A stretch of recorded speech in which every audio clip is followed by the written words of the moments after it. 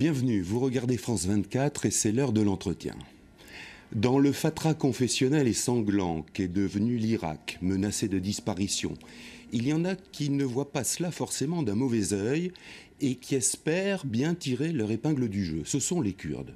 Peuple écartelé entre la Syrie, la Turquie, l'Irak et l'Iran, ceux d'Irak ont bâti petit à petit une société non seulement fondée sur le sentiment national, mais aussi sur une certaine forme de prospérité que leur permettait l'interdiction faite à Saddam Hussein de franchir le 38e parallèle au-delà duquel s'étend le Kurdistan irakien.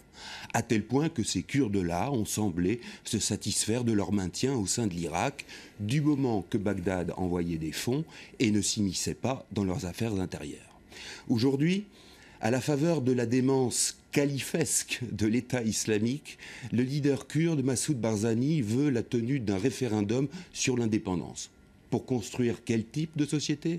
Avec quelles répercussions dans les pays alentours et leurs minorités kurdes?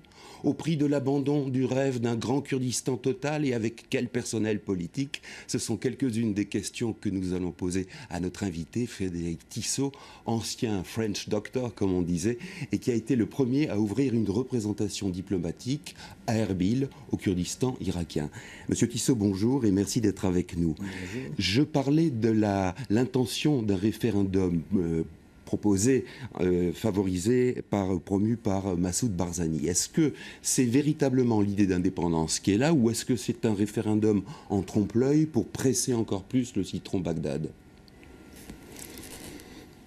Je crois presser le citron Bagdad.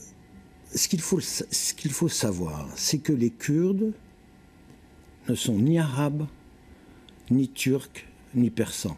Ils ne l'ont jamais été et ils ne le seront jamais. Actuellement, l'histoire a fait que, et bien entendu, cela remonte à la chute de l'Empire ottoman, aux accords de Sykes-Picot, franco-anglais, qui dépeçaient l'Empire ottoman. Et à l'époque, les chancelleries ne s'occupaient pas du choix des peuples. On divisait des peuples entre différents pays. Ce fut le cas des Kurdes. Aujourd'hui, 90 ans après, en Irak, 5 millions de Kurdes vivent dans une région constitutionnellement autonome et ils ont réussi, par leur savoir-faire, les circonstances de l'histoire, comme vous l'avez rappelé avec la résolution 688 du Conseil de sécurité, à avoir une zone qui était protégée. Ils l'ont développée. Ils l'ont développée avec eux aussi des circonstances de l'histoire qui ont fait que parfois ils se bagarraient entre eux. Il y a eu une guerre civile au Kurdistan, entre eux, entre le PDK et l'UPK. Bien entendu. Il y a encore des séquelles. Comme dans toutes les sociétés, il y a des séquelles entre les différents groupes, entre les différents partis, entre les différents résistants à Saddam Hussein. Mais là, on est d'accord pour l'indépendance? Mais bien entendu. Et tout de suite, immédiatement? Mais bien entendu qu'on est d'accord. Il y a, pour des intérêts politiques partisans, bien entendu, certains qui s'opposent à Massoud Barzani. Mais actuellement, si l'on écoute le choix du peuple, c'est l'indépendance qu'ils veulent. Et c'est cela qu'il faut écouter. Je pense que c'est cela qu'il faut écouter, quelles que soient les difficultés qu'il y aura avec les différents voisins, y compris le voisin irakien. Alors, vous parliez de Massoud Barzani. J'allais vous dire, un peu vulgairement, est-il encore dans le coup? Ou est-ce que ce n'est pas un homme du passé, un homme de clan, un homme de tribu, un homme aussi peut-être rétrograde? Écoutez, chaque peuple a les dirigeants qu'il mérite, j'allais dire. Barzani est le résultat de l'histoire du peuple kurde, fils de Mollah Mustafa Barzani, qui a quand même été le premier à mener le fer contre le régime central de Bagdad. Depuis 90 ans, les Kurdes d'Irak ont résisté à cette volonté d'emprise du pouvoir central qui était à Bagdad, a résisté y compris à toutes les tentatives d'extermination. À l'Abja en 1988, 5000 morts en une seconde, avec des armes chimiques qui avaient été produites par... Des plaintes ont été déposées. Pendant ces 90 ans, la communauté internationale, aucune organisation internationale n'est allée comptabiliser le nombre de morts qui était le résultat de la répression terrible de Bagdad. Y a-t-il eu 3 minutes de silence organisé par la communauté internationale pour tous ces morts? Non, les Kurdes veulent leur indépendance, ils l'ont construite, ils sont unis pour, structurellement ils le peuvent, ils ont un parlement, ils ont un président, un suffrage universel, une économie absolument florissante. Le Kurdistan est une éponge. Alors, qu'est-ce qu'on bâtit comme société au Kurdistan? Quel type de société? Je pense notamment, évidemment, au rapport à la religion.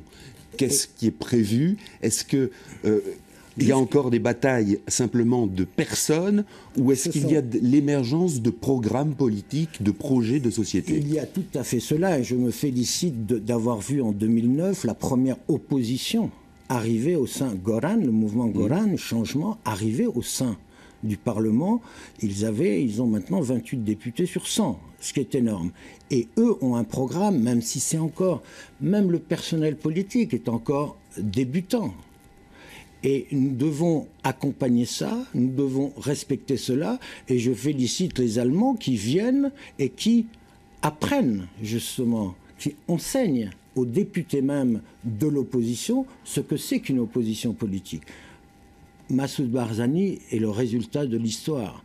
Il est là, il est absolument légitime, même s'il y a encore des différences de point de vue, même si certains le trouvent trop clanique, trop tribal, etc. Quel pourrait être le voisinage entre un État kurde indépendant et ce qu'on appelle donc, ce qu'appelle l'État islamique, le califat aux alentours? Au Kurdistan, il n'y a jamais eu et il n'y a pas de discussion sur un État islamique. Le Kurdistan sera un État, s'il devient État, laïque. Et ça, c'est prévu dans la Constitution. Et toutes les forces politiques nouvelles ne sont pas dans ce registre-là. Les Kurdes sont des Kurdes. Les Kurdes sont sunnites ou chiites, ou yazidis, ou chrétiens. Ils sont Kurdes. Ils sont Kurdes. Et ça se voit et ça se sent dans la société, dans l'espace culturel, dans l'espace intellectuel. Est-ce qu'on a abandonné le rêve, le grand rêve d'un Kurdistan total qui unifierait les Kurdes syriens, les Kurdes irakiens, les Kurdes iraniens? Bien sûr que... On en parle surtout en Occident, j'allais dire, du grand Kurdistan, parce que c'est intéressant, etc. On peut se dire que...